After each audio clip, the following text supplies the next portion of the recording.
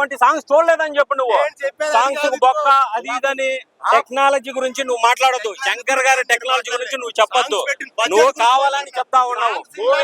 Movie ఒకటే చెప్తా ఉన్నా, సోషల్ మీడియా కంటెంట్ అన్నమాట. సోషల్ రెస్పాన్సిబిలిటీ, మనుషులు ఎలా ఉండాలి, ఓటింగ్ ప్రతి ఒక్కడికి అవసరమో అనేది అన్నమాట మూవీ చూసాడు.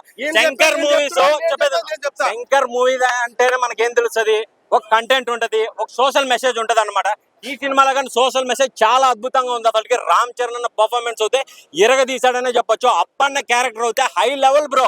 అతనికి మనకు కావాల్సింది అందరూ ఎందుకు కోరుకునేది ఐటమ్ సాంగ్ లో ఎంటర్టైన్మెంట్ అది కాదు. ఆ ఎండ్ కి వచ్చి ట్విస్ట్ లాగా పెట్టడానికి ట్రై చేశారు కదా, those were like slightly interesting. Unpredictable అనే మార్క్ కి కొంచెం జస్టిఫికేషన్ చేయడానికి ట్రై చేశారు, but it could have been better, but it was good. Vinay Vijay రామతో పోల్చడం ఏంటి అంటే ఎక్స్టెంట్ ఆఫ్ ఆ డ్రామాని మరీ ఎక్స్ట్రీమ్ తీసుకెళ్లిపోయేసరికి అలా అనిపించింది, బట్ అంత తీసుకెళ్ళకపోయినా కూడా బాగానే ఉండేది. ఓవరాల్ గా సినిమా ఫస్ట్ హాఫ్ కొంచెం లాగా అనిపించింది, సెకండ్ హాఫ్ ఫాస్ట్ గా అయిపోయింది.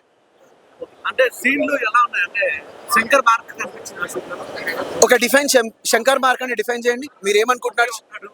ఓకే, సో అలాంటివన్నీ కలిపి ఒక కొత్త రాగా తీసాడు అని నాకు అనిపించింది. So it was more like that. And songs ఎలా ఉన్నాయి? సాంగ్సా ఒక సాంగ్ తీసేశారు, బట్ అదర్ సాంగ్స్ కూడా అసలు ఎందుకు పెట్టారు అన్న ఫీలింగ్ వచ్చింది. అండ్ దానికోసం 70 crores స్పెండ్ చేయడం is more like publicity stunt, more like publicity stunt అన్నమాట. సినిమా మాత్రం 100% మంచిగా ఉందన్న. ఏమంటే ఇట్లా నెగిటివ్ ఇవ్వడం కరెక్ట్ కాదు.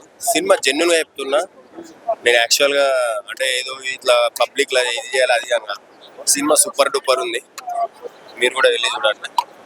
ఇంకా ఇవన్నీ నెగిటివ్ రివ్యూలు అనేది అంటే పని కట్టుకొని వచ్చి మాత్రం సినిమాలు చూసి అట్లా తప్పుడు చెప్పొద్దు. శంకర్ సార్ అయితే కమ్బ్యాక్, ఎందుకంటే అందరూ ఇండియన్ 2 చూసిన తర్వాత ఏదో ఏదో అని అనుకున్నారు, కానీ ఒక భారతీయుడు, ఒకే ఒక్కడు, జెంటిల్ మ్యాన్ ఇట్లాంటి సినిమాని మనం ఎక్స్పెక్ట్ చేసినాము. అదైతే కరెక్ట్గా గేమ్ చేంజర్ ఉంది. Block buster cinema. Ram Charan కు మంచి కమ్బ్యాక్ ఇచ్చింది.